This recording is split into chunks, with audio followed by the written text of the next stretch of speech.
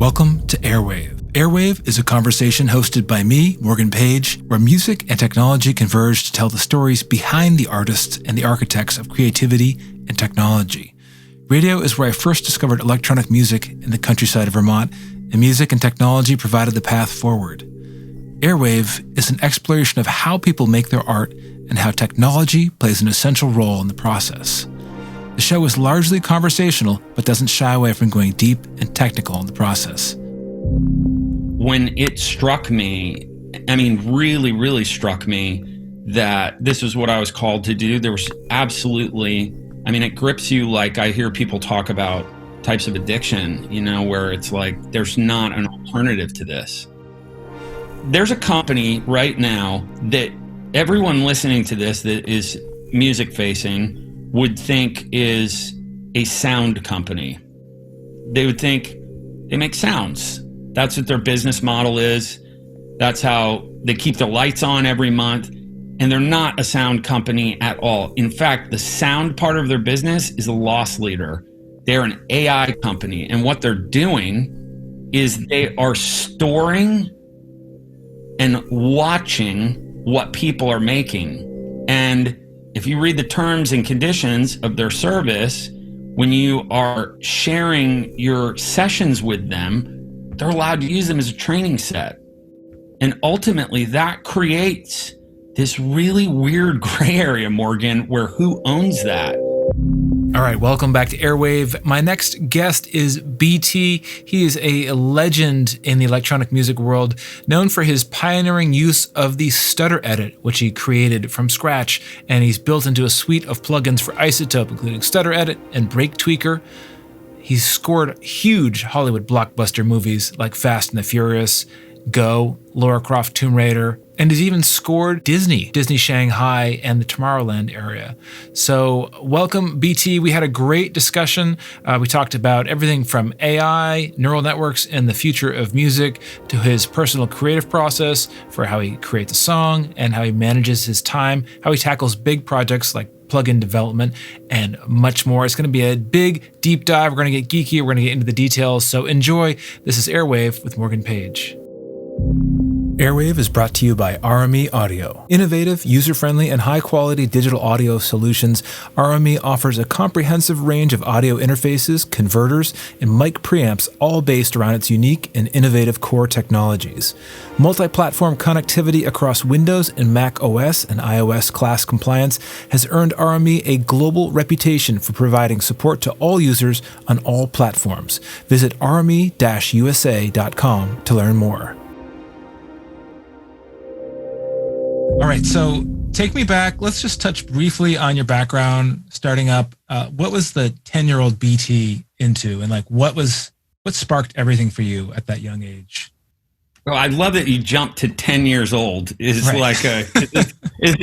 That's a cool age for me because, I was a really nerdy kid, and I didn't have, some sort of blossoming or big social life. I was very internal kid, and by that point, by the age of 10, I'd been studying piano, and I'd been studying composition for quite some time. Actually, I started piano Suzuki when I was 4 turning 5, and then I studied the Washington Conservatory starting when I was 7. So I was this really nerdy, extremely introverted kid that was interested in electronics and interested in classical music. And it was right around that time, that's why I love that you picked that time, that I started to become aware of this kind of cultural phenomenon of breakdancing music and culture. And that was sort of the impetus that led me into the whole electronic music thing. Was the early, Man Parrish, Nucleus, Bambaataa, all that kind of stuff really got me in. Kraftwerk is another one, which is weird because they're German band. But it's how I discovered all the early 80s English New Wave stuff, and that made me fall in love with synthesizers. So, I have fond memories of that time for sure. It's like taking apart micro cassette recorders and stuff that my dad would get from his work and making things out of Radio Shack project kits. So it was all, electronics and classical music, but that was the time where I started to sort of fall in love with the drum machine and the synthesizer. Was there a first synth for you? Yeah, for sure. Yeah, I'm curious to hear what yours was. Yeah, my first synth. My first synth. It's funny too because now it's one of those ones where people sort of like, remember it really as like, oh, it's this incredible thing, and I'm like, oh God, I struggled with that synth so bad. I don't know if you can see, but I still have the calluses to prove it. I had like a lawn mowing empire in my little neighborhood in Rockville, Maryland, and it's how I got all my first equipment. So I was just mowing lawns all summer, and I was shoveling driveways in the winter, and raking people's leaves and delivering papers and all that kind of stuff. And I had this big, like a water bottle, for like a water cooler thing, but it was made out of glass, and that was my bank. And so I used to put my, 5s and 10s in there for mowing lawns, and then every 6 months I'd flip it over and count it. And that's how I got my first synth, which was a Juno 106. So, yeah. So that Juno 106 has a crazy story around it too, like a long arc through my life. Left me and came back. It's a long story, but yeah, that was my first synth. And what I wanted, of course, is a Prophet 5 or a Jupiter 8, but as like a suburban kid and in a middle class family, there's no way that was ever going to happen. Right. So I unless you're dealing I felt drugs. Really lucky to have it. Yeah, exactly. Yeah. No, I went to like a boys' school. Like there was no slinging drugs. Well, sadly, I guess.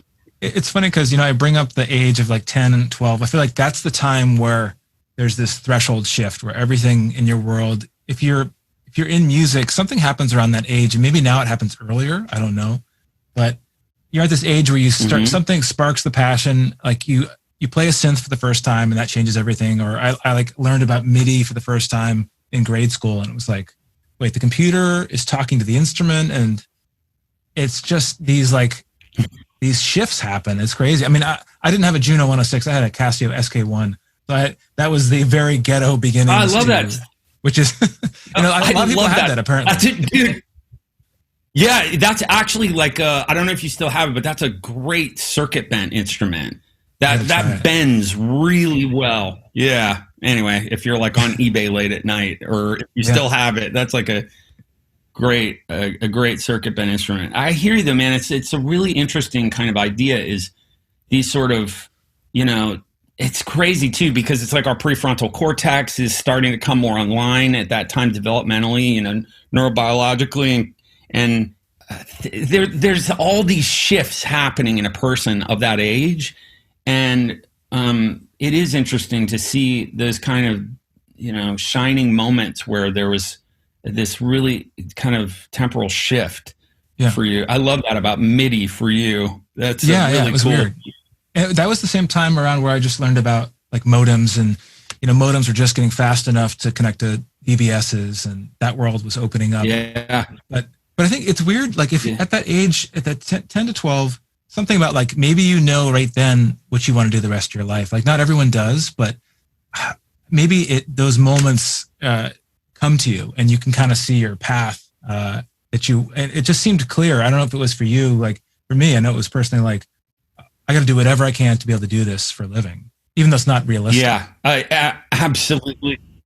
Yeah, no, absolutely. I can't even possibly explain how much I understand what you're saying. And I don't know what the community that you grew up in was like, but I grew up in this very sort of middle to lower middle class community where there were no artists. There was no kind of anchoring point of reference as if that was the potential outcome of your life. And so, my mom was, my dad worked for the federal government, for the DEA and the FBI. My mom was putting herself through grad school and med school. So, everybody was academics and, at best, and there was no sort of bandwidth of even possibility that your life would end in a career in the arts. But like you, when it struck me, I mean, really, really struck me that this was what I was called to do. There was absolutely, I mean, it grips you like I hear people talk about types of addiction, you know, where it's like there's not an alternative to this. You know, you feel it in your blood. This is what I'm doing. Yeah, absolutely, absolutely, and yeah, I love that because I think it is happening earlier too now. There's some interesting stuff to unpack there. I've been reading this. I just finished this great book by Stephen Kotler about flow. And he was talking about, it's basically the 100 monkey sort of, you know, idea of once a group of 100 monkeys, you know, is able to take something and define it as a tool and utilize it, then I'm sure you've heard about this study, even unrelated packs of monkeys, even sometimes miles or hundreds of miles away, have this tool acquisition. And it's this remarkable thing, and it kind of can't figure out how that works. But he was talking about it as it relates to skill acquisition, or, you know, breaking a kind of known paradigm, right? Like the 3-minute, you know, mile, for example, right? Or what is it? Whatever it is, that, you know, the one that was broken in the 60s, where once it happens, then suddenly, you know, 6 months later, a kid in high school is able to do it. And so I think it's funny because I think that a lot of things that have happened generationally for our generations and for the guys in front of us, like your Michael Boddickers and Howard Jones and Thomas Dolby's, like a huge part of our skill acquisition is from these paradigms that they actually broke through, or these kind of inflection points that seemed insolvable. We inherited their great, you know, epiphanies and successes, and that therefore the generation under us inherited the sum total collective of theirs and ours, and it just keeps going. And when that's happening, this skill acquisition is getting younger and younger. So you see people with this like you know, sense of mastery and purposefulness that are so young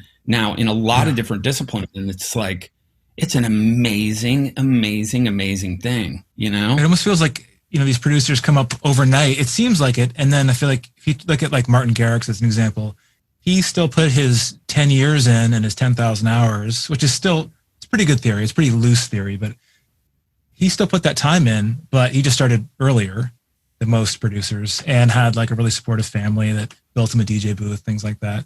But I think now with the learning options with YouTube, with videos that are consolidating all this knowledge and compressing it, it's just speeding up the cycle, it feels like.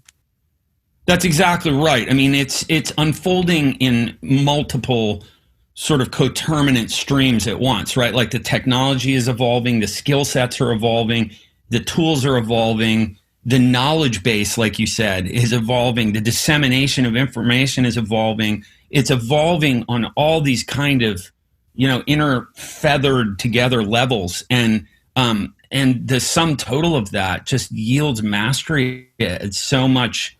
When a person has those kind of, like we're talking about, those kind of temporal shifts, and they pick it as a passion, you know, we're talking specifically about music, but this applies for like anything now. Like if you want to, you know, be a mathematician, it's like, you know, there's ways to study things, and it's such a tremendous, you know, a dissemination of information. It's such a huge knowledge base. You can study things at a much younger age now, which we're in a weird flux with education. And I think that this whole COVID thing has pushed a lot of that to the surface. I think that this is a sort of accelerated a lot of curves that were already kind of happening in not just academia, but in like, you know, K through 12 type learning stuff. And I think there's going to be like a before and after this. Like if you zoom away from the graph and look at it, on kind of, you know, 100-year cycle, that you're going to see this really strange, massive shift that happen right now. Because ultimately it's like, you know, I think kids know younger and younger what they want to do, whether it's environmental science or they want to go into mathematics or they want to be a musician, whatever it is. And you start to ask, why do I need to take all of these weird, unrelated classes and coursework? And I either have to get a scholarship or my family has to pay tens of thousands of dollars unless it's a community school. And it's just, the whole thing's really out of whack. And I think that this actually, there's going to be this kind of tectonic shift that happens during this that's hard to recognize while we're in it. That was a big rant, but just something I've been thinking about. I'm curious how it'll shift too I'm seeing a lot of producers doing music schools, and that was a big thing a while ago where people get to a point in their career where they want to focus more on mentorship and education. But it's funny because now you have all these, what's that thing called? Kajabi. There's these platforms that let you sort of use them as it's like a WordPress or a Squarespace for teaching the classes. Yeah. It's interesting. Like, I wonder how that'll change. It seems like everybody's offering class now, which is great. You know, it's like there's no secrets now. Yeah, absolutely. I think that's wonderful in a lot of ways. And two, I think that as it relates to music, specifically as it relates to music and film, that it's hard to find. When I say film too, I don't just mean like cinematography. I mean the whole discipline, editing, lighting, all these sort of things. It's harder to find reliable materials in those two areas. Like, you can find anything, but anything is not necessarily a good thing or what you necessarily need. And so I'm excited to see, a lot of it, I hear a lot of people saying things about, I'm of the mindset you can learn anything from anyone. And I have certainly learned things from some remarkable people that you would never anticipate are the sort of person that wouldn't be your go-to person to learn from, right? Right. But it takes a lot of discernment, I think, for folks to be able to do that just in general, especially when you're starting. And so I like the idea of these things being more curated and them being done by people that can back up their knowledge base with a cultural impact, a musical voice and signature, a legacy. So I look forward to when I see somebody that's like a name doing something like that, I sign up, man. I've like checked out so many of these things, and there's some incredible, from like master classes, like actual master classes to what was one I watched recently? There's some remarkable stuff being made in that capacity. And I just think, man, like if you're in that 10 to 12-year-old age right now, just imagine being one of us at that age now. Is just like, dude, I was riding my bike to Veneman Music Store and, would borrow manuals about modular synthesis, about the System 100M. They'd let me keep them over the weekend, and I'd bring them home. Sometimes I'd Xerox them and I'd highlight them. It's like everything is on the internet now. It's just remarkable, Yeah. And I love what you're saying with, producers like Kashmir, where it's like you've got guys that they've had their success, they've had continued success, but they're not territorial about their secrets. There's no real secrets now, I feel like. But I love that you have people that have proof of what they're talking about. There's social proof of it, and that they aren't afraid to share it. So like Martin Vorwerk, Kashmir, Luca Predolosi with his whole school, he's doing like positive won Grammys. Because it is weird. There are a lot of teachers that are like, well, they can teach stuff well, but there's, I'm always a little suspicious if it's like somebody hasn't gone out there and done the touring, or, it's fine. It's great to have that, but it adds that extra layer of authenticity when it's an artist, like same for me. I just like, sign me up. I want to know what they are thinking about, how they approach their work. Yeah, absolutely. At a point in, our arc of tool acquisition and learning, I'm certainly signed up for an entire life filled with learning. Like it's my favorite thing. I like it more than music. So constantly learning on a daily basis, and have been since I was a kid. It was one of the remarkable things about music too, because as a vector, it's such an infinite wormhole of things to learn. It's like you could spend 50 lives and miss Northern Indian classical music completely, and Balinesian music. It's like it's just endless the amount of things that there are to learn. And so I like you said, I love seeing people that there's some meat on the bun. It's like their words come with a certain kind of, like you said, social commodity and validity based on their body of work and what they've accomplished. And also too, I love the kind of democratization of knowledge in the musical domain, insofar as this idea. I remember in the 90s how there were artists that I loved, that I would meet, and I mean, I can think I'll actually use them by name. I don't think that they would be, and I'm sure they probably feel very differently now. But I met some of the guys from Underworld, and wow. I said to them, what are you guys using on the drums? Like, I don't understand how you're able to make your drums sound so punchy and stuff. And they're like, oh, it's a secret. And you're like, oh, and like, it was during this time where it was like there were actual secrets. And now somebody's asking me about that now, like, why do you tell everybody everything that you do? And I'm like, because if you take the time to do some of these things that I talk about, I truly believe you'll make better music. And it's really hard. So a lot of people don't want to do this stuff. And so it feels like it's got like a social additive quality, because it's actually selfish in a way. I want there to be more good music, So, yeah, I'm happy to tell anybody anything, but I love that there aren't, my God, I mean, if you're the sum total of your tools, then what really are you? Yeah. I'm sure people are like with Stutter Edit, are you giving away your sonic signature, but people are using it in totally different ways. Oh man, absolutely. I mean, it's funny because, again, with something like Stutter Edit, it's something that I quite literally have been working on since as a teenager. I mean, it goes back to tape hopping at a local studio here called Omega Studios over in Rockville, Maryland. And I was probably, I guess it was 13. It was probably 2 years before I went to Berkeley. So it was about 13.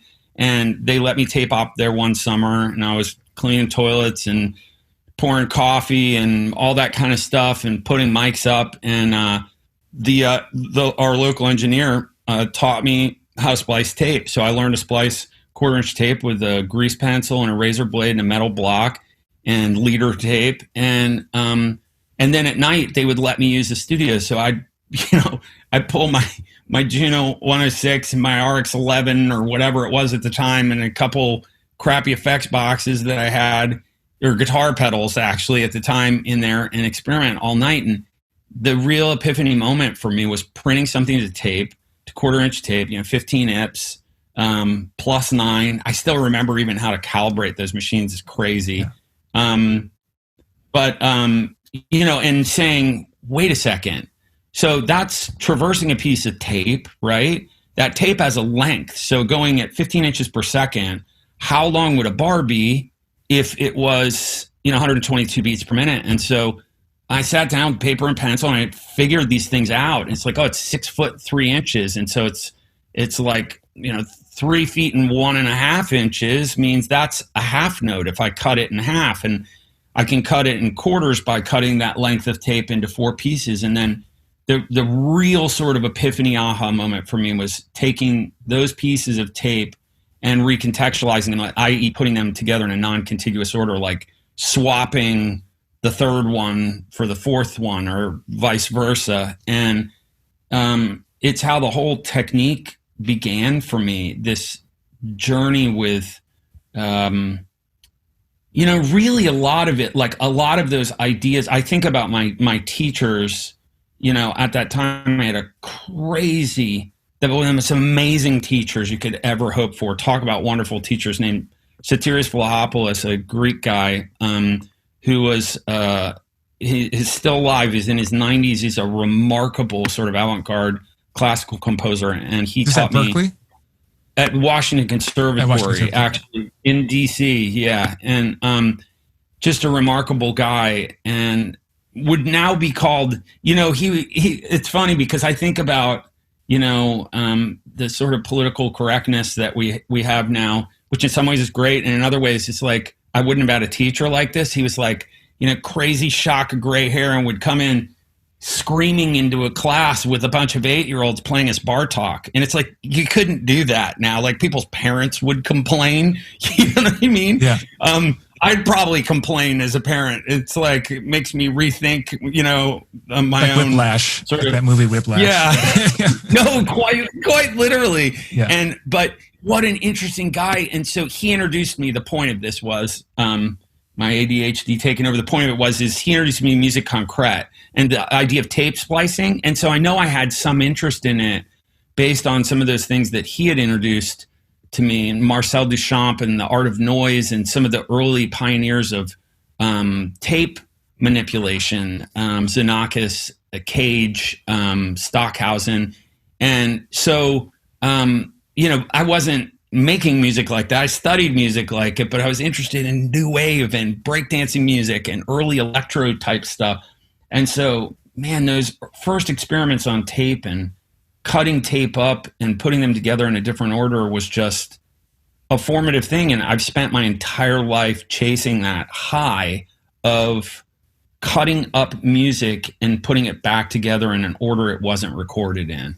Yeah, I love it. So how do you go? So you take that method, you do it manually with tape, you're splicing it, you end up in the digital world using note divisions and just chopping it up.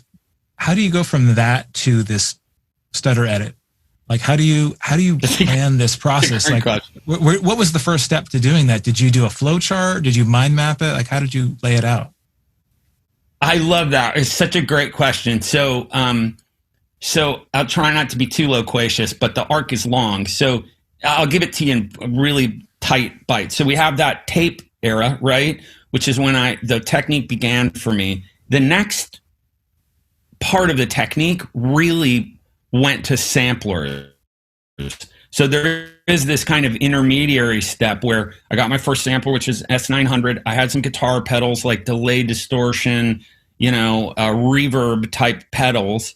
And so I was doing this nonlinear editing in a sampler literally by using loops and destructively editing things through pedals. So digital signal processing through pedals. So that was this kind of intermediary step. Then in the 90s, when sound tools and the early, you can't even call them DAWs, but these non-linear audio editors is what they're closer to. We have NLEs in video. It was like that, but for audio, and most of them were 2-track. So the first one that I worked in was sound tools, and that's when, in earnest, I really started being able to look at what I was doing and to do things with conscious rhythmic subdivisions, especially that were over what I call, real note values. So 64th note, something that you would actually notate for an orchestra, for example. So that early sort of audio nonlinear editors was another intermediary step. And then, of course, the first DAWs happened. So I think it was probably Logic 3 that added Pro Tools TDM 24-bit support. And that's when it just went crazy for me personally. So that was when the technique really crystallized into a thing, and people were coming to me and saying, like somebody like Peter Gabriel coming to me and saying, I want you to do what you've done on this record, on a record of mine. Like, I don't understand what you're doing, but I want you to produce something because I want that crazy stuff in one of my records. And so, and that's around the, early Logic as a DAW. And we didn't even have that term then, really. It was still called a sequencer.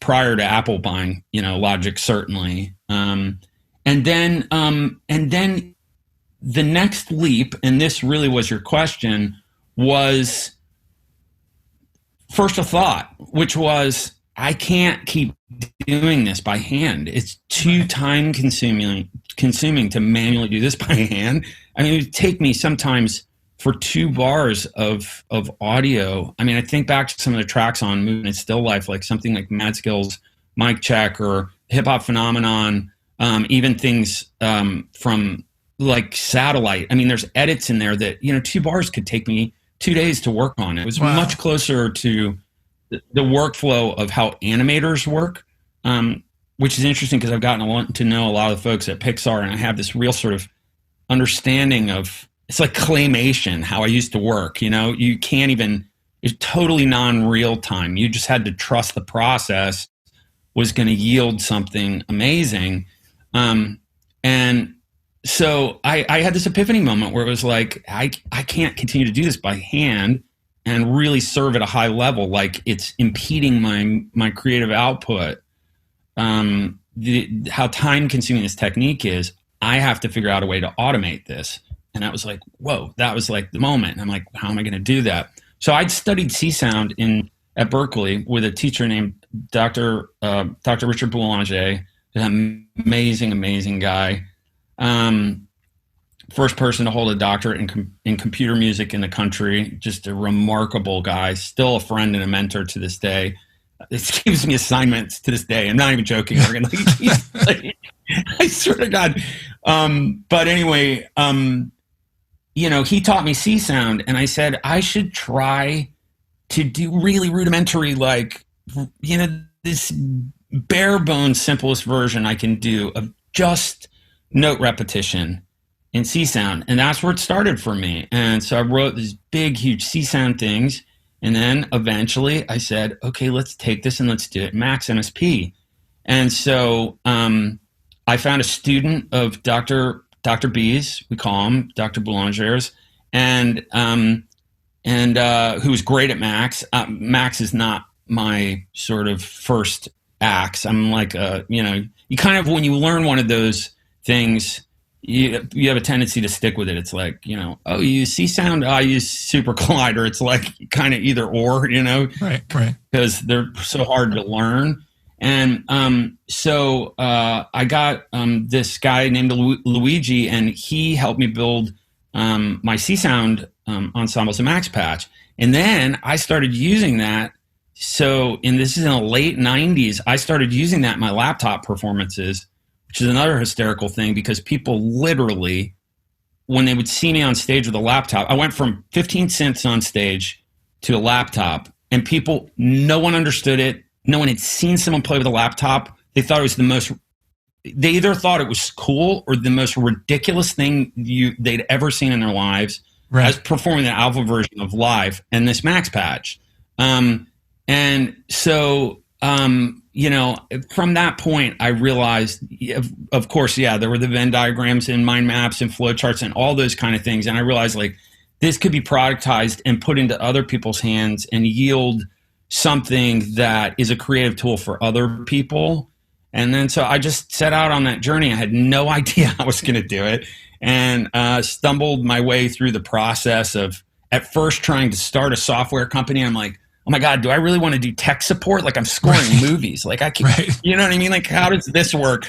So a lot of fumbling around for years trying to figure out how that would work. And then I sold Sonic Architects, my small company with its IP, to Isotope, and remained, on as, creative head of it. And I walked in the door there with close to 2 million lines of robust, working, well-annotated code. And we smacked some pretty UIs on them, made them cross-platform compatible, and released them to the world. And that was kind of my first foray into it. And now I swear, it's crazy, Morgan. It's probably like half my day is devoted to software development. I've got 11 things in development currently. I was going to say, how do you balance this? Do you worry that you don't get to spend enough time on music when you're doing the plugins, or do they all sort of cross-feed into each other?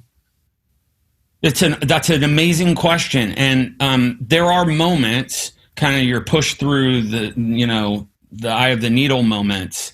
at the end of a development cycle, I mean, I know the process now like the back of my hand. The first couple times was just crazy because it is, you know, I'm sure you've heard this, you probably use it in development, call it agile development, which is very iterative where, and the idea is to really empower people in the team, and ideas come from these nodal clusters of ideas that until you put a grouping of ideas together, you're not going to know what's going to come from that that's really cool. And sometimes those things need to be explored that are dead ends, right? And you hear it called scope creep too, where, you know, an application creator comes up with too many ideas and you can't cross the finish line. So, you know, for years it was the learning process of what it means to cross the finish line in a development cycle.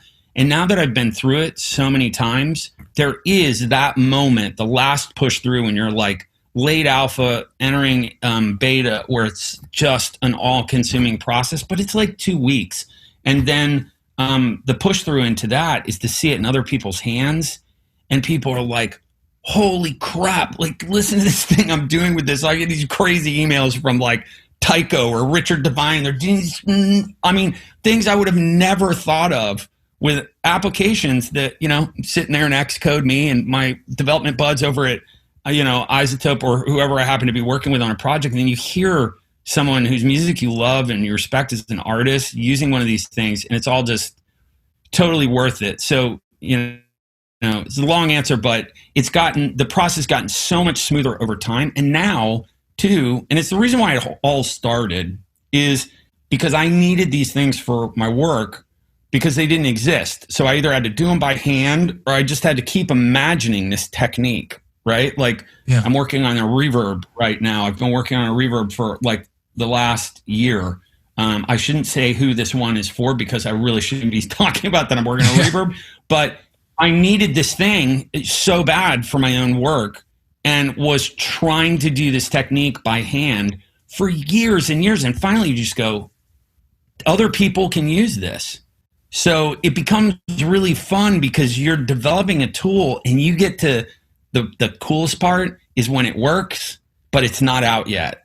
And then there's this kind of hang time and you're like, ha ha ha, like you have this tool that no one else has. And you're like, this is like cheating. Like, how is it fair that I have this? And then, you know, I get to have this for 7 months before everybody else gets to have it. So it's a thrilling process, and it really dovetails with the compositional process for me now. So they really go hand in hand. It's awesome. I love it. How do you know when to pull the scope back? Like you were talking about scope creep, because I think what I love is seeing how these plugins are used in unexpected ways. Maybe people are using different sources than you're expecting. Are you factoring that into the design process now, or do you just build it as robust and as amazing as you can, and all these happy use cases and accidents happen on their own? Do you design around that at all? I love that. I freaking love that. So the user, it's now that name, that title or sort of discipline has grown, and we call it a new thing now, which is UX, or user experience.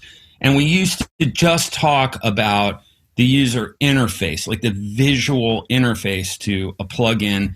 And then it became a kind of broader discipline of study where it's like the psychological experience of using something, what it feels like to use it, right? So what it feels, if it's a physical device, what it feels like in your hands, are the pixels between buttons far enough apart for the average tip of the finger size, right? Or, you know, in the case of using a mouse, I mean, the amount of design things that go into some of them to make them a creative tool that keeps us in flow, where you're not in a manual, you know, or like having to look up tutorials. How the heck do I work this thing? To have a degree of familiarity is an absolute art form. So I wanted to kind of frame the answer to the question with that. And my answer to your question is this, is it really, my personal design philosophy, the things that I love, from an iPhone to a blender, literally, that like I pick that device up, or I sit in it, or I sit at it, and I know what it's supposed to do. My kind of expectations are appropriately calibrated, and I can work with that thing. And it feels good to work with. Like, it's fluid, things happen with the right tempo. And I don't mean audio, I mean tempo in terms of like finding things and locationally and the flow of things. Right. Is such a remarkable art form. So my own personal design philosophy is erring on the side of leaving room for happy accidents, but making something that makes people feel great about what they're doing really quick. Like early wins. So they can, yes, exactly. So they can do something that they want to do that they can't do yet with some other thing, or they can, but they can do it better with this really quickly and fluidly, sort of like snowboarding. That's the curve I like for user experience, which is you can spend 3 days learning to snowboard and you're like a great snowboarder. And then, you know, they say good is the enemy of great. It's like to get from that good to, you know, big wave type, you know, snowboarding, like tricks is really hard. It requires a lot of attention and effort. So I like to get people up to this, wow, I feel great about what I'm doing, but there's room for them to grow for the people that do want to go that last 5%. So, yeah. Stutter Edit 2 is phenomenal. Like I did a deep dive just getting ready for today. And I'm like, I knew like first version was great. And then 2, you weren't kidding though. 2 is just insane. It isn't, and it's insane. It really is. It really is. Like it's just so refined, and I love that you can move. There's this modularity. You can move stuff around, because I thought for a while like, oh, it's so exotic. I'm going to be committed to this exotic effect that's going to have these very niche applications. And then it's like, oh no, not at all. Like it all depends what you're feeding in. Like you feeding in a simple sound source like white noise, or a drone like a single guitar note or something. Right. And you can start with something simple and then do these complex treatments. But I found that you can just add a touch of complexity. You don't have to have this insane swarm of sounds, and it adds so much to every track. I love that. I appreciate what you're saying there so much. And to unpack that, you know, I just love like if I'm hearing you right, you're saying that it's easier now and it feels so good to kind of hear this. It's easier to have things that have nuanced complexity, as opposed to this, like your face is melting, like it's this huge moment in a track. Complexity, and was so much thought put into being able to do that with this version of this plugin, and it's what I've been able to do by hand. You can now do with this plugin. Like if you want to run it as this exotic reverb, where you're side chaining a reverb and just pitch bending a little bit on beat 4, you know, it's no problem, you know. But if you want to do these kind of wormhole, you know, things like, you know, Ben Burt's used it for asteroid flybys in Star Wars, you can make these crazy light cycle type, you know, asteroid burnout sounds too. So it's real strength, though, I think, is kind of becoming discovered as people work with it, which is what you said, is using it for these nuanced things. I pull it up all the time, and we'll put it like on my synth bus or on a bass line and have it just percolating along, you know, ever so every now and again, or even across the whole track, but with just a little bit of it kind of in parallel. And it just adds so much vibe. Like you turn it off and you're like, oh my God, like the track's dead. Like put that back on, you know? It feels like it's animating each track. It's adding this animation. So there's movement, it's evolving more. Because my initial concern was thinking like, oh man, it's so exotic that someone's going to recognize this and hear, producers are always thinking someone's going to recognize this sample or this workflow, or they're going to hear Stutter Edit. But I feel like you can, there's so many ways to tweak it that you're not stuck with one Stutter Edit sound. It's a million different sounds. So it's way beyond a Stutter Edit. Yeah, I agree totally. I mean, I said when we launched it, and, you know, just doing interviews like around the clock about it, one of the things that I I kept saying is this is a rhythmic multi-effects engine. That's how I want you guys to think about this. This is more than just kind of a buffer cutting effect. In fact, you can completely bypass that. Like if you want, like the example I use with the reverb, if you want a chorus that is unfolding on quarter notes, that on the last quarter note of a 4/4 bar, you get 4/16 notes, the chorus speed. No problem. And I actually, the way that I've had to do things like that is in automation timelines, so arduous by hand and drawing all this stuff. I use it sometimes for 1 or 2 effects. I love what you said too about being able to resequence things, because obviously it changed the sound radically, but I'll use them for 1 or 2 effects in a row. I mean, I saw the way that Tycho keeps using it is as like a modulating delay into a reverb. And so he's doing these weird like little pitch artifact things on the reverb every now and again, like maybe every 4 bars it will happen, and then modulating the delay speeds. And for him, his kind of, Andy Summers Police type ninth Stratocaster guitar stuff, it's freaking brain breaking how good it is. And he said to me, he's like, dude, you know how long stuff like this took for me by hand, drawing in automation, and then copying bar. And he's like, I can literally do it on a single note down now. And I'm like, it feels so, it's like making a record that people, that you feel it's like great. And then other people listen to and they're like, dude, this is great. And you go, it just feels worthwhile. So I really appreciate what you said there, man. That means a lot to me. Long huge. process. I mean, I'm blown away and I think it's cool to make tools, you're making something that's bigger than yourself, which is amazing. I mean, that's what legacy is all about, right? To be able to create something that'll go on and inspire other producers. And, it's not like people have to use it just for, film scores or just for, big over the top things. Like you could have it be such a focused effect. Like I want to try it in build-ups just to save that automation time, because I don't want to spend tons of time on the window dressing. I want to spend more time on chord voicings and hooks and melodies. And then totally be able to quickly dial in these nuances later on and not hear a song too many times.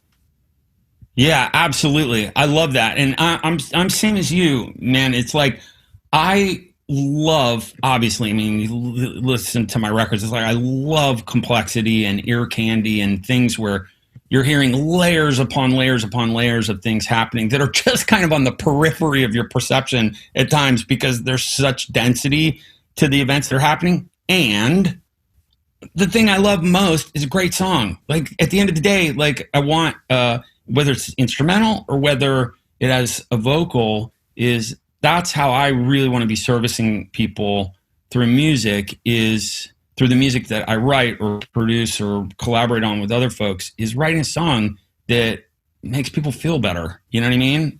Gives people a feeling of, joy or hope or a moment of elation. So, you're not going to get that out of a sidechain compressor. So I feel like these tools that we use should be in service to the composition as a whole. So we're super lined up on that, man. Yeah, absolutely. Yeah. I think it's so scary to me in the musical process where you've heard your song 500 times and you can get lost in polishing the atoms and getting like you're zoomed into the pixels. And then you got to pull back and be an editor at some point and refine the scope of the piece and be like, ooh, actually, I was working for 20 hours in this drum fill, but where's the bridge? Where's the chorus good enough? Like, whoa, you got to like have the checklist. It's a tough process. You're so right. There's so much. Yeah, there's so much to be learned from the generation before ours. It makes me think of like a producer like Trevor Horn, right? Like, Trevor Horn, by all accounts, is not a programmer or an engineer. He's more in the kind of camp of like the Phil Spector types. But everybody I have ever met before that has worked with Trevor, and I've met a lot. I mean, I know people that worked on famous records of his, from engineers, Fairlight operators, synclavier guys, and they all say the same thing. That guy knows when the song is right. He knows when it's right. And that's what makes him such a freaking genius. There's a lot we should remember from that, because you're right, man, it's so easy to be zoomed in on something and not think about how it's going to, I mean, part of that too is the intended audience, right? It's like who you're making music for. Certainly there's music that is made for just people like you and I to impress us, and right. It does, and it's thrilling to listen to, but like you play it for your wife and she's like, yeah, you should listen to this with your friends, because I'm not the target audience for this. You know what I mean? But so your wife's not going to be like, wow, you EQ'd this perfectly. Like, oh, that snare really just cut through. Exactly, like, beautiful vocal. So yeah, that definitely that exists. And there's certainly a lot of that kind of brainy sort of music that I love. But at the end of the day, I think the broader the swath of people that music reaches, and feels uplifting, is what the service of music should be all about. Yeah. What's the workflow been like? Like the new album's out. Was this approach any different than you have so many albums. Is this number 13? Yeah.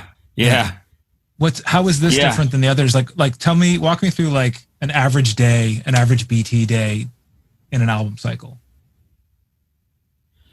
So it varies. I mean, you mentioned something before about kind of time management, and because, my work is multidisciplinary, time management is a high priority of focus around our home. So I follow the kind of getting things done / an addendum of time blocking modality. So I try to work in hour bursts. I block, sometimes 2 to 3 hour windows to work in.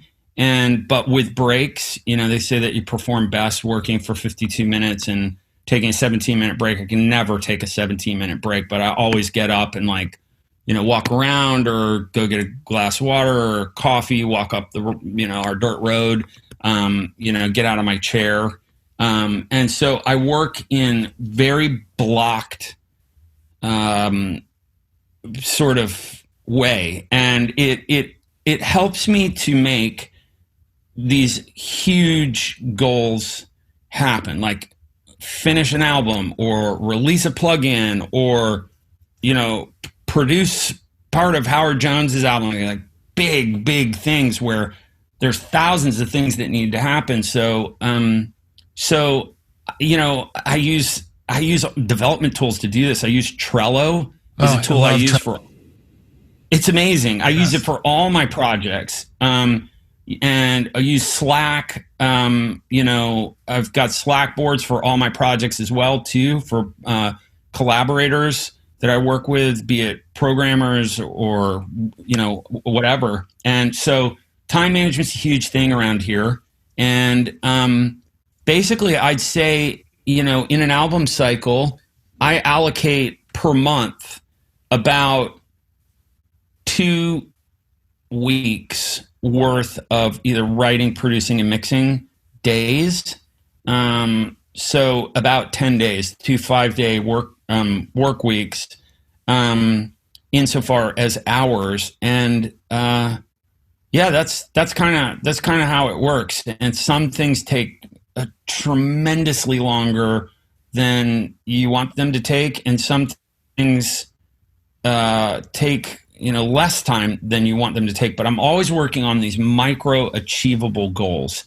So and it's like goals within goals too, right? Like, so the songs, every night before I go to bed, I make like a 5-point checklist of the things so I sleep better doing this. I make a 5-point checklist of the things for whatever I'm working on and I physically write it down in a Moleskine book, EQ your kick drum, respond to this email, but they're usually related to a piece of music that I have up. And so, yeah, I mean, that's a little bit of it, but so much of it is not what happens in the studio. For me personally, it's what happens outside the studio. So I've got really regimented, time blocked morning routines, Do you start with a song? Do you start in the morning for the creative process? Do you take advantage of that whole circadian rhythm thing? I absolutely do. So it's funny because I'm very much a night owl, and I have shifted purposefully to the morning. And it's just incredible. I mean, if you're in the studio at 6 or 6:30 in the morning, those first 2 hours of work can sometimes quite literally count for 2 days of work. It's unbelievable, actually. Like, I have so many friends that are night owls that I'm trying to convert, where I'm saying, you're really getting cooking around 11 at night and you're going till 4 in the morning.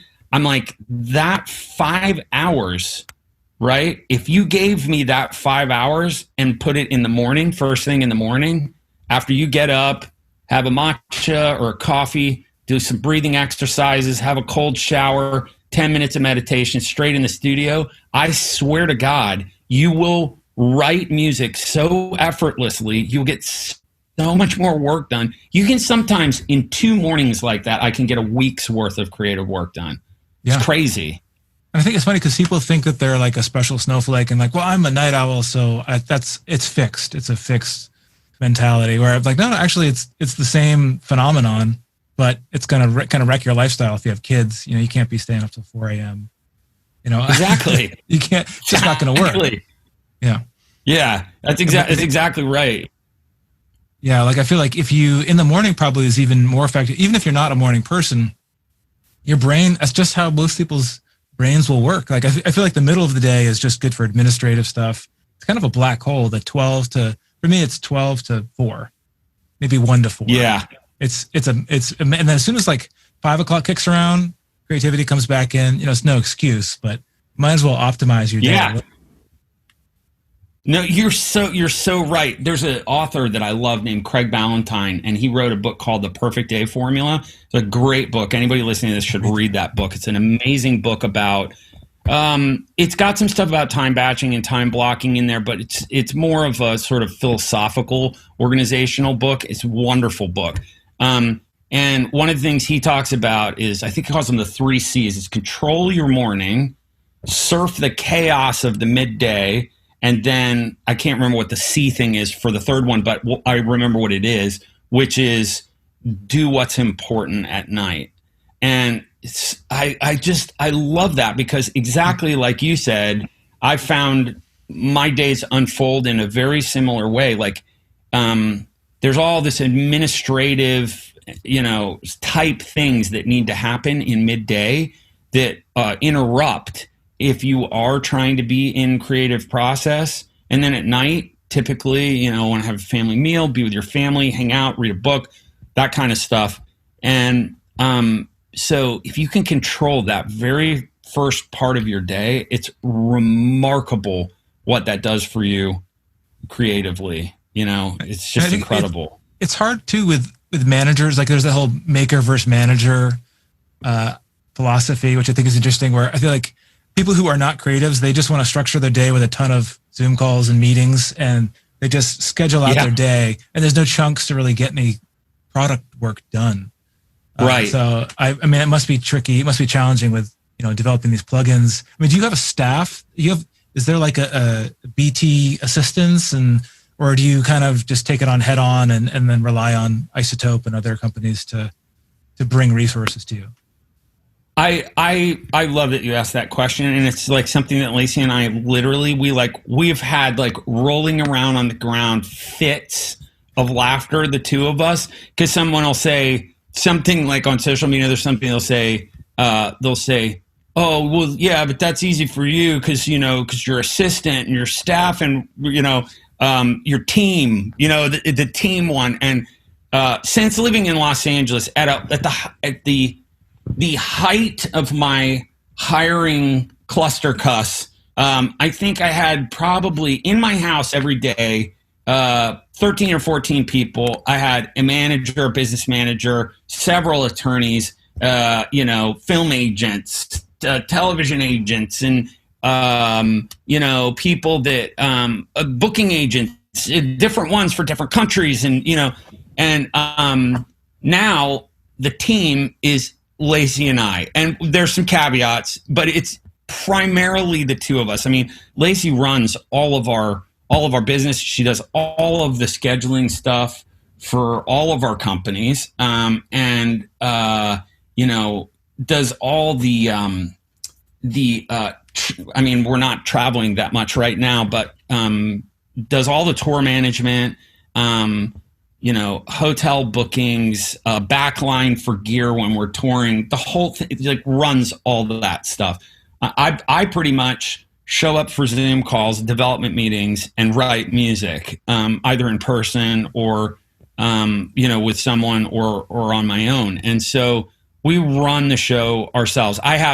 There are some people that I've worked with for a really, really long time that are really important parts of our life, like my film agent, Laura Engel, who I've been with for close to 20 years now. She's like a family friend of ours. So she's such an awesome lady. Has worked with me forever. So we do have a couple people that work for us in those kind of capacities, right? And a great attorney, Matt Cutler, and a handful of other folks. But insofar as like running the companies and running socials and, scheduling and administrative stuff, we do all of those things ourselves. So that's why time blocking is so incredibly, and we just it wouldn't happen without that, Yeah. I feel like there's so many roles that have been exposed now with COVID, where you can see like where the dead wood is and who is really essential and who is, I hate to say it, but like disposable or maybe just not the best fit. Because you could have a lot of these DJs have overhired. They've expanded their team too wide. It's like they've almost franchised out too much. I agree with you so much, Morgan. It's funny, without using a name, a very close friend of mine who's like I won't say what type of electronic music because that would give it away, but who's an absolute, he's A-lister and highly regarded, great producer, very, very busy touring DJ too. Like, he's one of the guys that's out there 200 nights a year. It's brutal. He loves it though, right? Because of COVID, and he has label too. And so, because of the COVID thing, it's like people don't realize, I don't think, especially in the DJing space, how many DJs live hand to mouth based on their touring schedule. And so, with the way that royalties and things like that work, there's not a ton of kind of ancillary revenue streams for DJs. So, you have your handful of guys that have been smart and bought piles of real estate, like somebody like Tiesto, but most people, live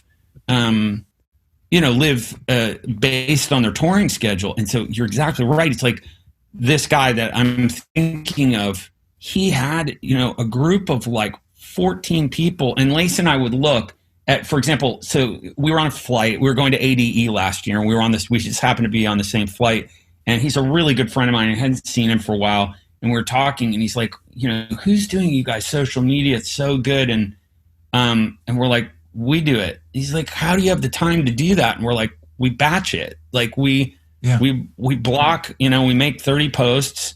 We do all the hashtags. We prep everything. We create all the materials ourselves. We have 2 days a month block to do it.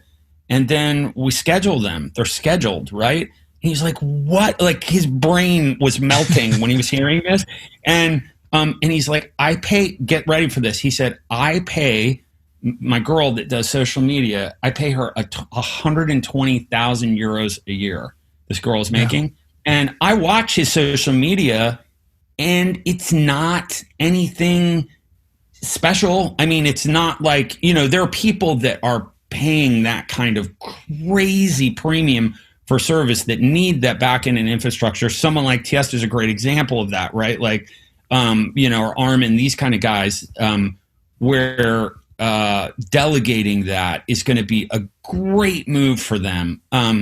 But, for someone like this person that I'm talking about, I couldn't believe it. I'm like thinking, how many gigs does he have to do to pay this one person on his staff? And like you said, COVID boy, has shined a spotlight on that. And, you know, like that commercial real post estate has dried up. Yeah, exactly. Yeah. But that post is like gone now for him and for a lot of other people. And I think it's empowering for a lot of artists because you start to, like you said, kind of peek behind the curtain and see like a lot of this is smoke and mirrors. These people that make you feel like nobody can make you feel like anything, but present the illusion that they're essential for, you know, sustainability is really kind of BS, you know? Yeah.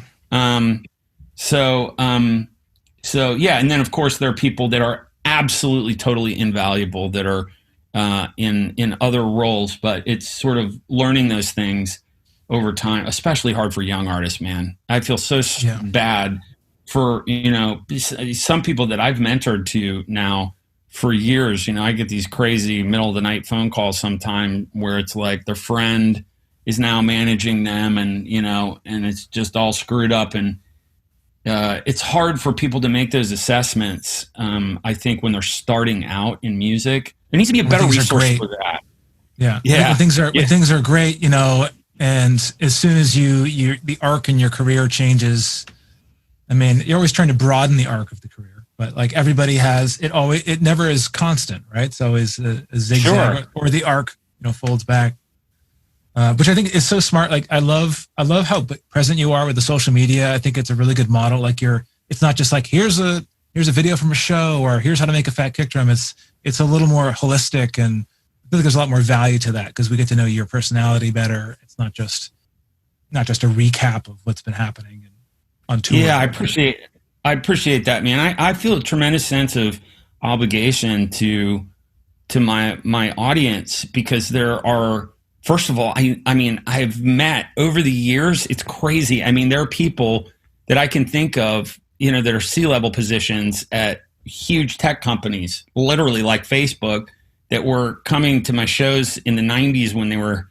you know, just starting some of these things. So these like remarkable people that have supported me creatively for years, from guys and gals like that to you know, Army vets, to single moms, to like this really broad, diverse cross section of people. And I've gotten to know so many of them over the years. I feel like it would just be inauthentic. I'd be cheating them and myself too out of what is potentially, you know, a meaningful interaction relationally with people that are just, you know, awesome people. And I have this, we get connected by my music, but I have something in common with all of these people, you know, that they pick up on via this musical thread. And so, I love that group of people, love interacting with them. And, many of them have become friends over the years too. So, you know, I have so many fan to friend relationships over the last 20 years. It's crazy. That's awesome. So, I love interacting with people on social media. Love it. Do you have plans I mean, you've done some sort of mentorship throughout the years with collaborations, and is there ever going to be a BT university or a BT book? So I have been approached now many times to do both a book and a course by the biggest one, without saying what that is, but I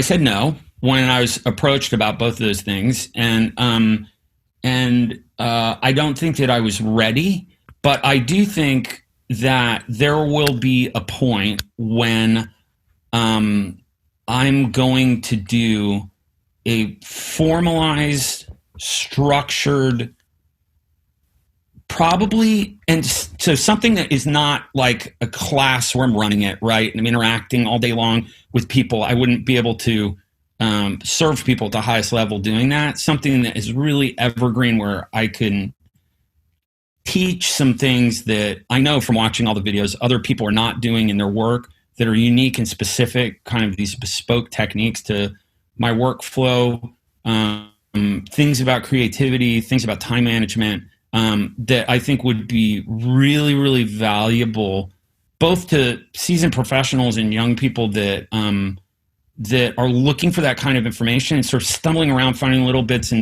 of good pieces, but not really all in one place what they would need to, to achieve something that is measurable, that they can say, I started here, I ended here.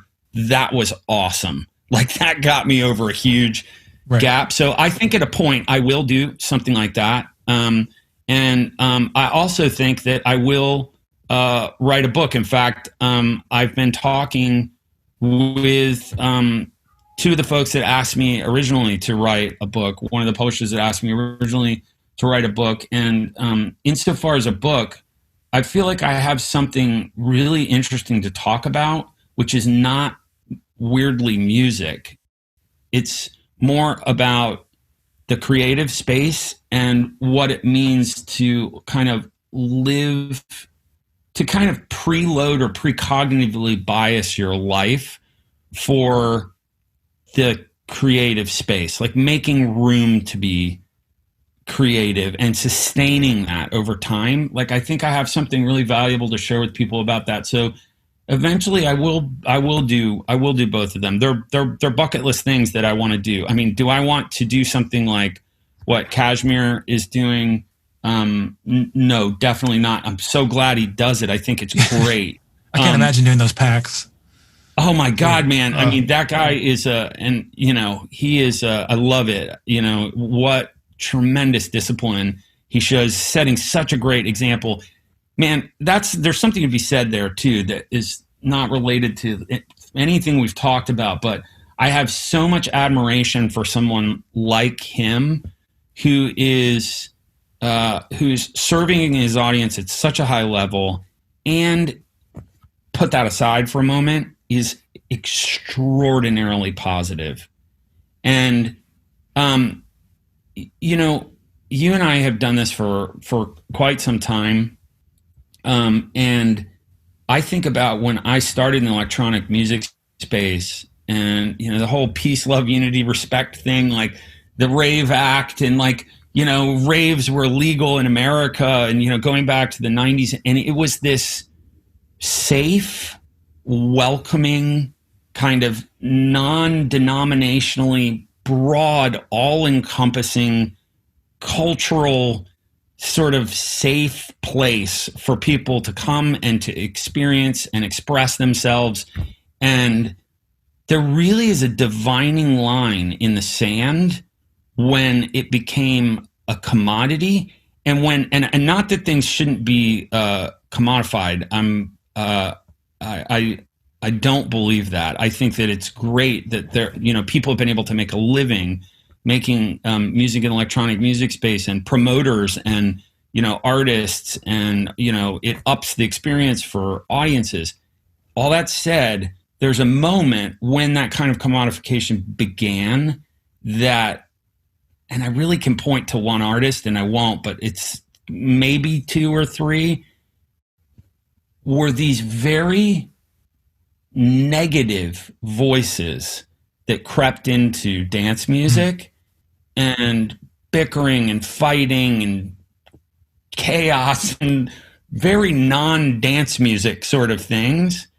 And somebody like Kashmir represents to me someone who is so remarkable, like I said, serving his audience at an incredibly high level, and staying in his lane and being a voice, a positive voice in our community.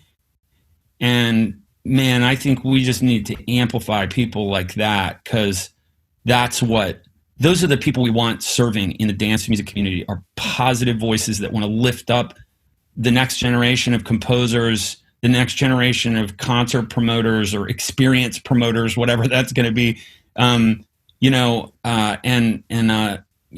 Hate to make such a big example out of Kashmir, but he's a good example of that, And I love what he said. He was saying that, like, the cliche is that if you can't do, you teach, and that he's able to, make a very lucrative career. I think even more lucrative than people realize, especially his tours overseas, define his sound and provide the tools and the mentorship. It's almost like virtual mentorship. It's like if you're taking all of your work process and your ideas and digitizing it, it's knowledge compression. But he's able to do both, which I think is great. It's not like just be a teacher and just work at a university and not tour.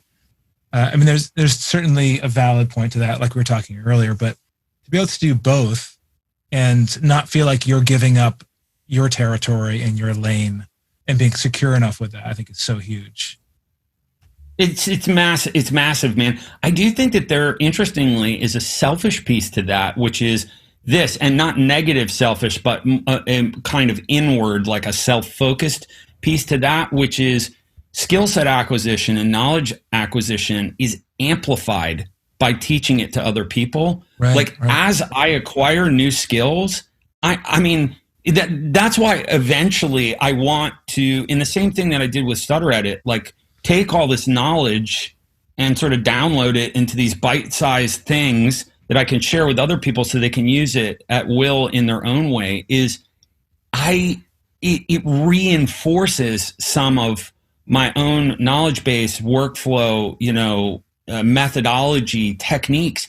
I'm privately teaching my friend group quite literally all the time. And we have a Slack thread for Cassette, which is a label that Christian Burns and I are starting through Black Hole that's all like early synth sounding music. And we have we have a Slack thread that, we've signed, I guess, about a dozen artists now. I'm teaching these freaking guys all day long. And it's crazy because, and that's the piece that is sort of self-oriented, where there's a reciprocity there. You're really getting something back out of the exchange. Because if you have to explain frequency-specific side chaining to someone and why you would want to do that, not just sitting there and doing it, you start to say, well, hang on a second. Why am I setting the attacks like that? Why am I, waiting in this part of the spectrum? And it's sort of, I always walk away from those exchanges knowing something that amplifies my own workflow. So there is a piece of like reinforcing your skill set. It's really cool. It feels like a very fair exchange when you're teaching people. And I love that, guys like Kashmir and other people teaching these things are sort of killing that antiquated myth of, those who can't do, teach. I think there are many that do and teach, but they do it privately. And so share that with more people. We all want it. You know what I mean? Yeah. I want it, Yeah. And I think it's so funny how, if you think about what is a secret in terms of techniques, did everybody, usually you learned a secret from somebody else. So is it no longer a secret? Is it only a secret if it's within a small pool of people? And if you found it on your own and it felt like a pure secret, what's to say someone else didn't discover it exactly the same way? There's so much simultaneous invention happening, people coming up with the exact same ideas. It's, you can get the whole Joseph Campbell thing about that too, but like shared subconscious. But that's that 100 monkey thing. Yeah. That we were talking about, this idea of quite literally coterminant development of things, or one group of people knows how to figures out how to do something, and then suddenly, a world away, another group of people figures out the same thing at nearly the same time. You're so right. I mean, again, it takes me back to that idea. If you are your tool set, then what is that? What are you? You can, I would encourage young people that are interested in composition of any sort, whether it's electronic music or, in any kind of arts, it's you should be able to make your art sitting on a wood floor with a pencil and a piece of paper. You should be able to do whatever your creative discipline is with such incredibly limited tool set, and that you could share that with other people and they could say, yeah, this is art of this person, right? Whether even if that's music. I mean, that's kind of at the top of my bucket list goals is to be able to voice my creative self with, pencil and a piece of paper. Because, man, if you're your tools, then what does that mean you really are? Like, are you nothing if your tools are taken away? Yeah. So how can there be secrets? Look at like Splice too. Like, I think it's so interesting now. You've seen these huge gains happen because of knowledge being passed much more quickly, but also that the sound sources are better. There's way better kick drum packs and drum packs that are like, you can get everything a la carte and just sort of, instead of wasting your money on a whole pack, you can cherry pick everything. And then I guess in the end, it's your common thread, how you curate these and pick from different sample packs and weave them together in your own way that makes music you. But it's a much faster process, right? It's like you're just taking a hybrid of different sound sources and applying different techniques to create your unique sound. Absolutely. And that kind of cuts to the core of what is an artist. And we're standing right at the apex of something that is, it's kind of the elephant in the room, which is, AI in the creative space. And in fact, you and I, we did that panel at NARIS talking about some of those things. Yeah.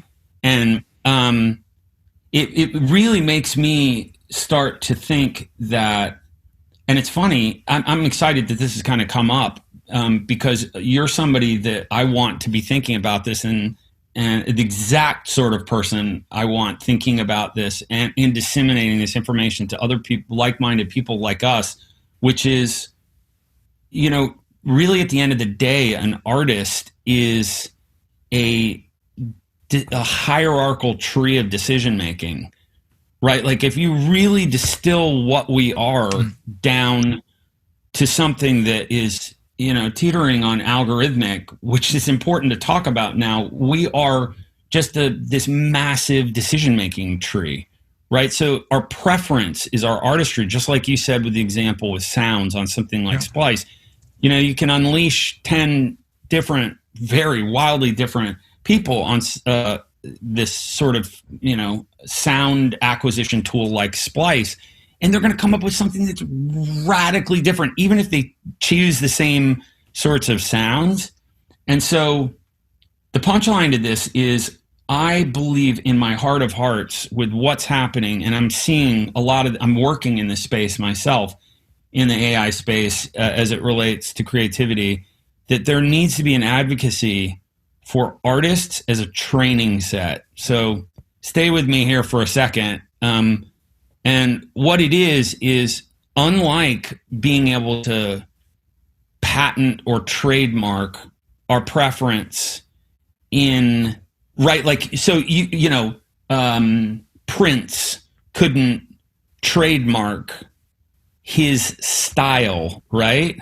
Right. However, Prince is this amazingly complex, trillions of variable, hierarchical tree of preference and influence that guided those preferences and so on and so forth, but is a very quantifiable, albeit big, tree of preference, which at the end of the day, we would refer to as a training set that is perfect for neural networks to train on. So I would strongly and loudly kind of proclaim that we need a way to protect the artist as a training set, or otherwise we're going to get into this really murky, weird gray area where we start taking artists that are no longer with us and quantifying their entire recorded catalog from stems as a training set, and then making new compositions based on their decision making. And who owns that?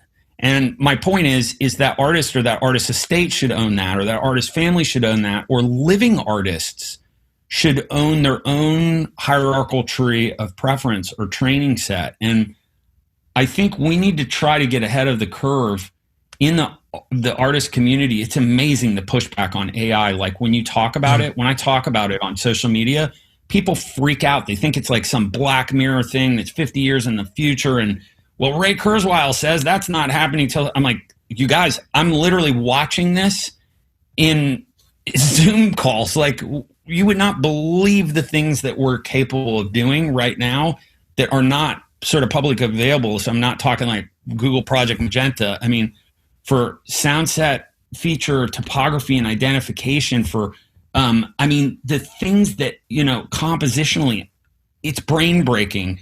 This is a real conversation we need to be having, is what is an artist and how do we protect artistry that is not served by that artist? It's Right. just their kind of training set, right?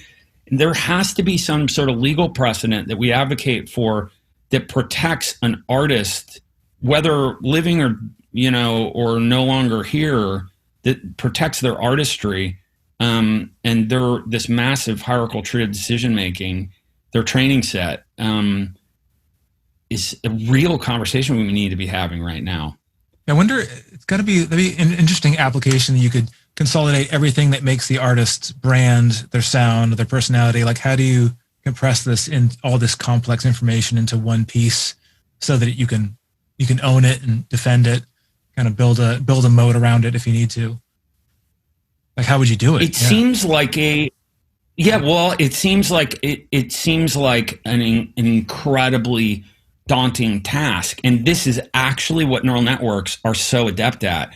So in fact, when we're training neural networks, like, for example, without being too specific, we were just doing took a really large, about 1 million sample training set of a specific family of sound, and allowed a node of recursive neural networks to analyze this pool of audio, right, on an Amazon S3 server, blazes through it.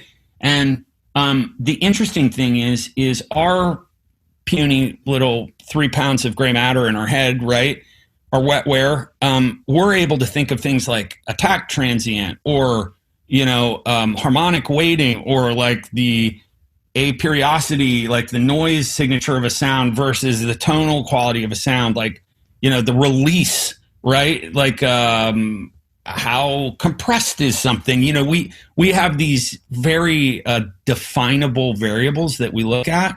When you turn a training set loose on a bunch of, you know, guided adversarial networks, or, you know, convolution-based neural networks, recursive neural, whatever, you take this training set and allow it to define its own variables. I'm personally seeing things that are 30, 40, 50, 100. We had one a couple months ago that picked 120,000 variables to look at in an audio set. And there are things, you look at what it's looking at, these similarities that it's looking at between different sounds. I couldn't define for you what that is that it's looking at. I don't understand what it's looking at, but I know it can perceive a similarity, that 119,000th variable that my brain has. I have no idea what it's looking at, but it finds a similarity, and across the entire training set, so much so that it decides to make it a variable. So my point is it's not a huge leap for me to imagine taking the sum total of an artist's work, their output, as stems. And I mean, God, I mean, now, you know, we have commercially available tools like RX where you can stemify things, you know, from Stereo Master, right? So, you know, the stems of an artist catalog, and take that and sick a bunch of neural networks on it for a month, and let it come up with its own interrelationships, define all of its own interrelationships. And these things are going to happen. I mean, they literally are happening. And so, I mean, without saying what company it is, a massive company is, there's a company right now that everyone listening to this that is music facing would think is a sound company. They would think they make sounds. That's what their business model is. That's how they keep their lights on every month. And they're not a sound company at all. In fact, the sound part of their business is a loss leader. They're an AI company. And what they're doing is they are storing and watching what people are making. And if you read the terms and conditions of their service, when you are sharing your sessions with them, they're allowed to use them as a training set. And ultimately, that creates this really weird gray area, Morgan, where who owns that? And what I'm advocating for is artists need to own their own training set. It's the sort of thing like, back in the day when I was all standing on a chair yelling fire about, we need a best electronic album category. I feel this strongly about it. It's the kind of thing I'd love to get together with a consortium of artists and put together a proposal, with maybe the Naris family, that we take to Congress. Honestly, like, it's the sort of thing that there need to be, we need to think big about this. There needs to be legal protection for an artist training set. And that's going to become one of two things can happen. We're not going to have that conversation.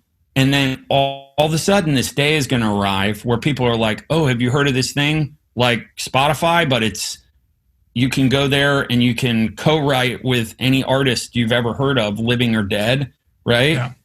Or, and then there'll be some fractional thing, where it's like, oh yeah, that artist makes 1/1000th of a cent for their, training set. Right. And that's just because some crazy lawsuits are volleyed around by, one of the bigger artists. So it's a conversation we need to have to protect people. Me too, man. I worry too. I mean, like right now, I think we're in the midst of a big thing happening where Facebook in their terms of service says you're actually not even allowed to have a music listening party of even your own music. So if you're doing a live broadcast, technically they can delete your account for you playing your own music that you have cleared with any licenses. What is that? I don't know.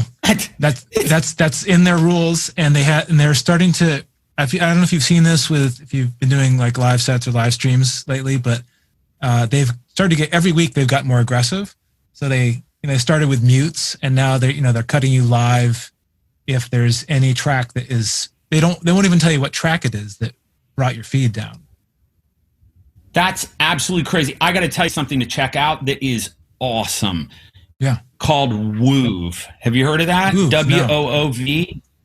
Okay, it's a Dutch company. It's a streaming service. It's like Twitch on crack. It has a high degree of, it's like Twitch, but for music. Yeah. Okay.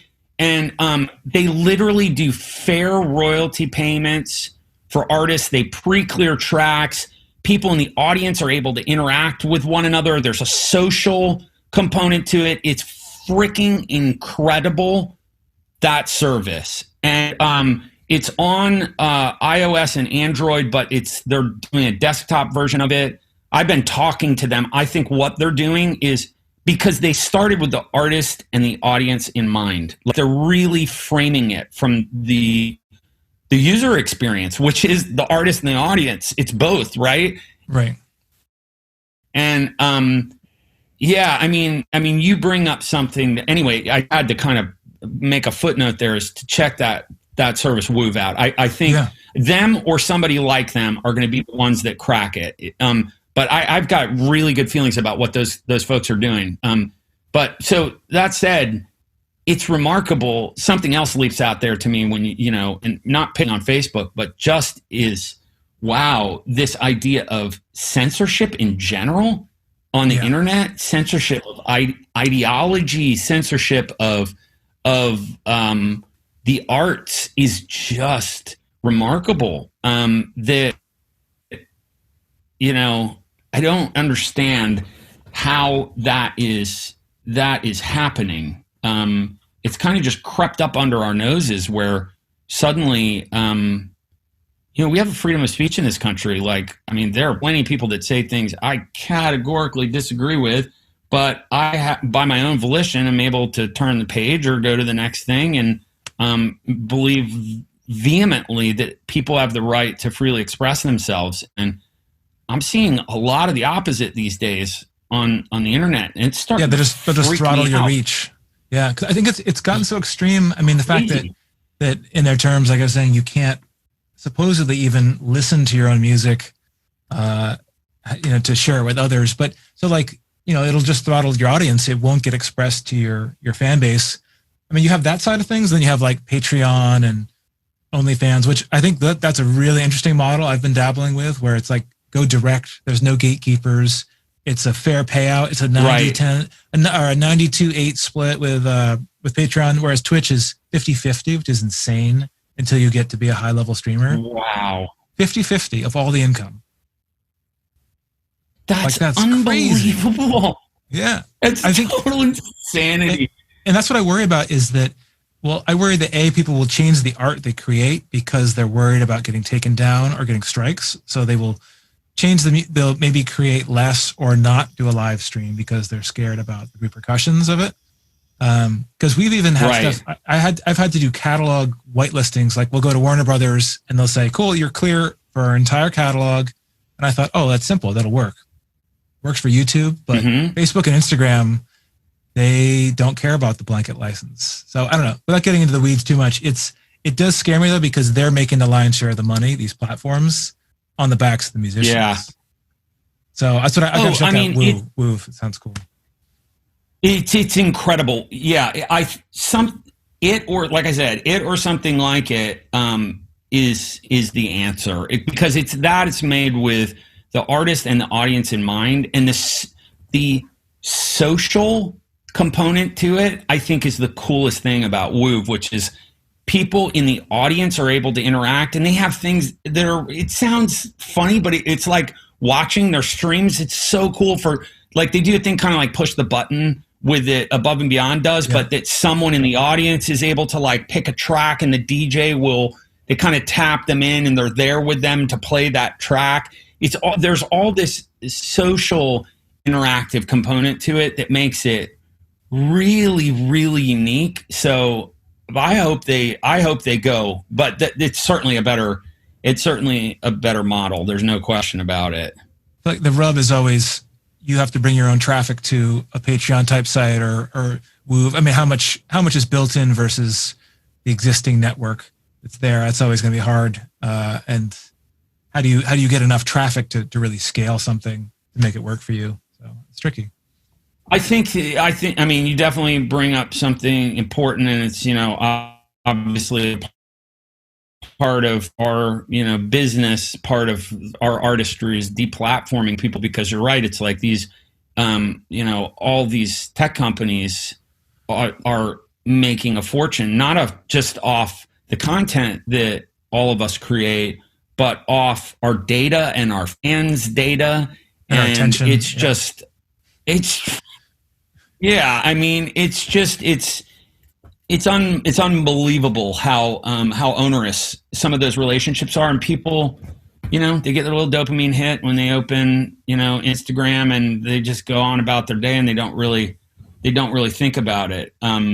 So it is, it's a part of our job to be, congregating our people in something that's not beholden to those platforms. And it's definitely a challenge to do that, but it's also really doable. And there's a lot of great, business models for that fall outside the artistic community. There are great places to look at for those kind of things, Yeah. I mean, I think it's funny now. The default view for me was always like, well, you got to just put all your effort into Facebook and the big platforms, but it's like, wait a minute, there's an option between that and just your official site. There are like Patreon, where it's more one-to-one and it's smaller, but if you have, 1,000 fans paying you $50 or paying you $20 a month, I mean, it adds up quick with that direct relationship. Like you could super serve those fans. I think it's enough. For, Absolutely. Absolutely. I don't know. I think it can work for artists at our level, or it probably is best for people that it's a smaller, like a physical good. Like it's really good for people doing crafts and things like that, where it's hardware and there's certain expenses they have. But to make a sustainable living, I think that was their whole mission, which I love. It's like, it's not to become millionaires necessarily, just a sustainable living that it's not a 4-year career or a 2-year career. It's a life career. That's right. Yeah, that's right. I love that too, man. And I think without things like that, I mean, they call it the long tail. It's like you look at something like Spotify. I mean, it's unbelievable. You hear somebody like Daniel Ek talk, and he is so devoid of understanding of what the community that has built that platform is, that it's like to the point of just jaw dropping. And I mean, I'm sure you saw too, so many people's reactions to him talking about artist relevancy and like things have changed. That's over. You have to seed the algorithm and this kind of intervallic thing. And everybody's like, whoa, you changed it. You did that. Like, you did that. Are you serious right now? People are like, what is happening? But you look at how disconnected some of these services are from the media that has built them and the people behind the media that has built them, but how they reap the lion's share of the benefits. And it makes you start to think really differently about congregating your people in other places. And also, too, those can be a wonderful way to gather people where you then bring to other places, right? And there are authentic and congruent ways to do that, and finding the people, kind of subsets of those people that you can serve in a different way. That it's like a big sales funnel. I feel like you get people in on these platforms, soft casual fans, and then bring them to be the more diehard fans that'll pay more money later on, or I just have a more genuine relationship. Yeah, exactly, and where you have the time to interact with those people differently than you engage with social media as well too. So yeah, I mean, they're important things to think about, because at the end of the day, the reason why I brought up Spotify is because there's 1% of the artists on Spotify make 99.7% of the money. And, I mean, the CEO paid himself more than the sum total of all the royalties for the first 7 years of Spotify. I mean, that kind of says it all to me, so what you're dealing with there. So if you're looking for that for sustainability, you better rethink that magical thinking fast. You know what I'm saying? Yeah. I think the stuff, there's always the rub with technology. We just have to keep checks and balances. I think everybody just assumed all these platforms are there to be nice people and police themselves, and they kind of get a little drunk with power. But so I don't know, like moving along with technology, we've talked about some like the pros and cons. What do you see moving forward with the current situation of there's no touring, those traditional revenue streams are done? I mean, you've been smart with these plugins and I'm sure that's been lucrative. What do you see with virtual sets, like companies I've seen like Sanzar doing some really interesting stuff where they're having virtual worlds, almost like a metaverse for people to perform in. This stuff sounded kind of geeky and silly, and now is almost going to be the only route to create a compelling experience. Where do you think it's going to head the next year to 2 years? So I think, just from my friends that are in that are either physicians or, first responders, my friends that are scientists, and talking to my real brainiac friends and fans too about sort of where we're headed, just in the arc of, coronavirus. I think we probably are about like a year out, a solid year out from things returning to what we'll end up calling a new normal. We're certainly in like this crazy new normal right now, but where life feels a little bit more like it used to, but there's still things in place that are new, right? And so I do think that there will be performances and shows and all of those things at a point will resume, but I don't know that I believe that they will be like what they were. Like, it's hard. I'm hard pressed to imagine something like an EDC or a Tomorrow World happening. It's hard for me to imagine what that looks like. Like, we do that with masks and social distancing. I don't know.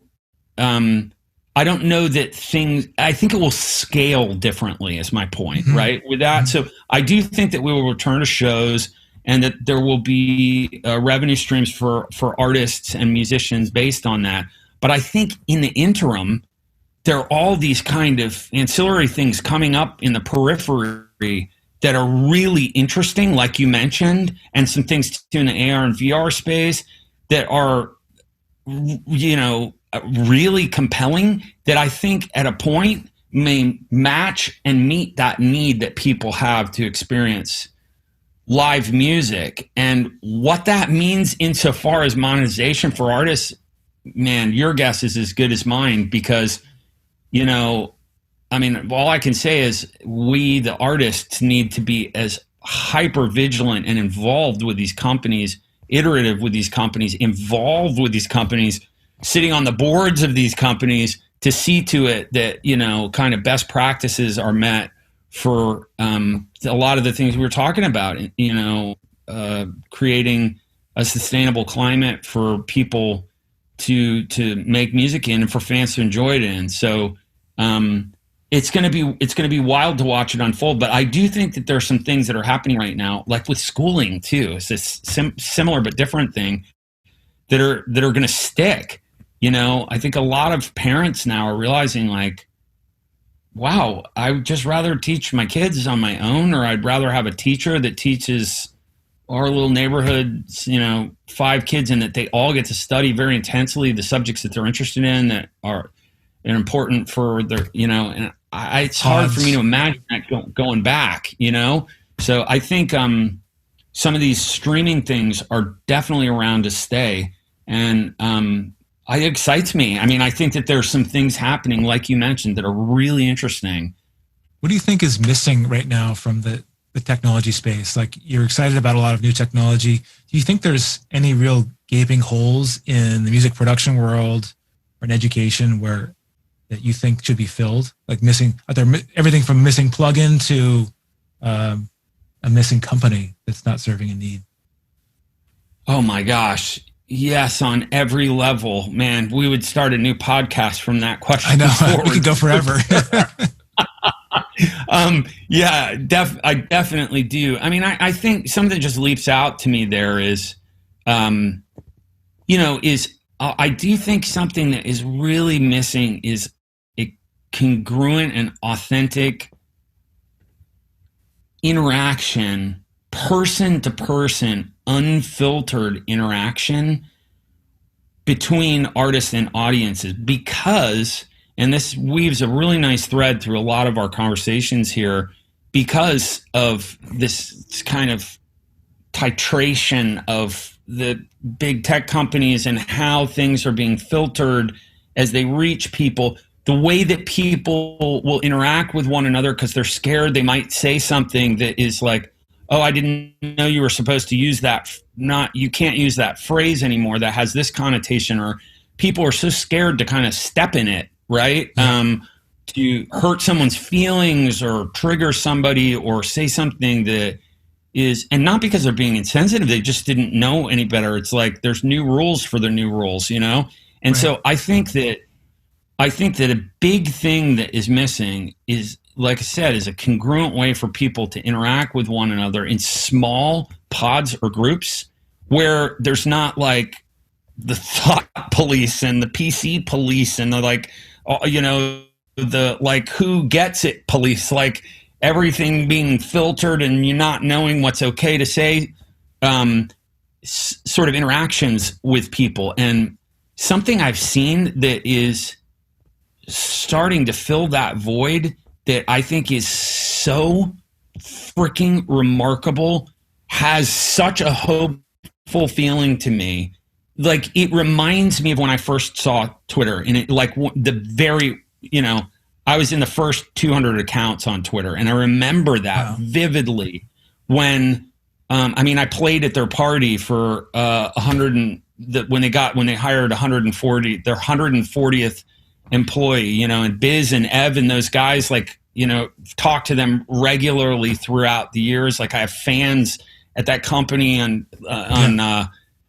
from developers to C-level folks. Like, what they started and the way it started was so pure and authentic. And oh my God, it was like this digital utopia when that thing began, and such incredible high level meta conversations, authentic conversations happening between people on that platform. And I'll never forget the first time I saw something in all caps and I was like, it's over. This is finished. There's too many people here now for it to be like authentic. It's just something that has filled those boots for me, and I haven't felt like since those early days of Twitter, is a platform called Community. And if you haven't seen that, you absolutely have to check it out. Basically, what it is an artist or a person of notoriety can get a phone number. It's kind of like a Google Voice number, right? But these fans, friends, could be a group of teachers, right? You could use it. Doesn't right now. It's currently like artist and audience model, right?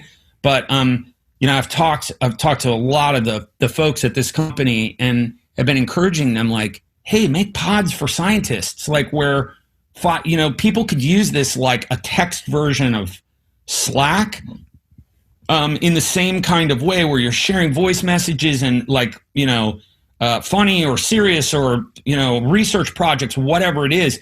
But it's basically like an artist interacting with their fans over text. And so I've gotten into these conversations with people on there where it's like I'm texting with a friend, where it's pages and pages and pages of texting. And, you know, someone's telling you this remarkable experience that they had, or something that happened to them, and, you know, something about, you know, this piece of music that you wrote means so much to them, and they could never tell you this on social media, and there would be no other way to reach the person. Is it all through the app? Does it convert to SMS, or is it all within the app itself? It's all inside the app. And so but the end user, the fan, or my hope is, like I said, in the pod of scientists, right? It will eventually everyone will just use the app, but currently they are just able to text message. So it appears on their phone as a text message. It appears on your phone as a text message, but inside the app. And it's like, it's just freaking incredible, the interactions that I've had with people on there. So I'm loving that one. That's one of the coolest things I've seen in a long time. Did you get in when it was, did it get really expensive? Like it got it, they feel like they had it's gotten to a point where it's like $1 per fan a month now or something crazy. Is it really? Yeah. I think it's something like that. Wow. I got kind of white gloved into it at the beginning, because one of the guy, it's a crazy story. The guy that, the head programmer that programmed Netflix is like a big, long time kind of 90s, going back to the 90s fan of mine. The amazing guy, and ridiculous programmer in the VC space, you know, done all these startups. And Community is, he wrote Community. So I've been, you know, I got put into it without signing up for it. So I lucked out. So maybe my experience is different with it, and I didn't even know that. But and you know, at the end of the day, I mean, I understand that they have to find a way to create value, you know, of their service. You know, I'm sure for their investors and all the people that are participating in that. But I have to say, the way that it feels as an end user is just incredible. I love it. I got to try it. We built my social media guy built a thing called Ringy, which is just, it's text back and forth, but you have to manually reply back in a dashboard. So it's a little more manual, but it's funny. When you brought up Community, I thought you were going to say Discord. Okay. Because like I didn't know anything about it. And it was just like with Twitch, it was gamer only focus. And now it's like these little micro communities, little tribal communities, but it's not the same as individually texting people or small pods. I mean, so are you on Community, you're hitting up small groups of people within it's almost like a friend iMessage group, or how big of a little group of people, or is it just one-to-one? I do it both ways, actually. So I use Community sometimes, like if I want to tell, I mean, I've got different groups. So I have groups of people that are friends right? So you can organize things differently. Like you can pair people together. Like, oh, so and so introduced me to your music, and I'm like, well, can I loop them into the thread? And so you pull that person in, and you have like that's what's so cool about it. Is like it can be totally one-to-one as well too. And a lot of what I do on there is talking to people, one-to-one. And you would think, oh, my God, that's like insanely time consuming. And again, me, Mr. OCD time block guy, like, I devote an hour a week to it, and it's a absolute freaking blast. I sit there and drink a coffee and actually talk and interact with people who've supported my music for 20 years. And we have these unbelievable, I mean, I've been in tears, and not hyperbole or exaggeration, some of the conversations that I've had with people on there. I mean, some of the stories that people feel comfortable sharing and divulging in what feels like this more, like I said, authentic, congruent one-to-one context is so different to what someone will say to you in social media. It's kind of like after a show when someone will come up to you and they'll tell you this very real thing, and that's the person in the room you want to spend some time talking to. It feels like that. That's what the interactions feel like on there. It's remarkably personal. Yeah, I got to check it out. Awesome, man. It's great. Well, I definitely want to be respectful of your time. I know I think we're almost a little past 2 hours. So I guess to wrap things up, what's next for you? You've got 11 projects in the hopper right now. As always, juggling lots of exciting things. What can you talk about? Any other things in the future you can mention?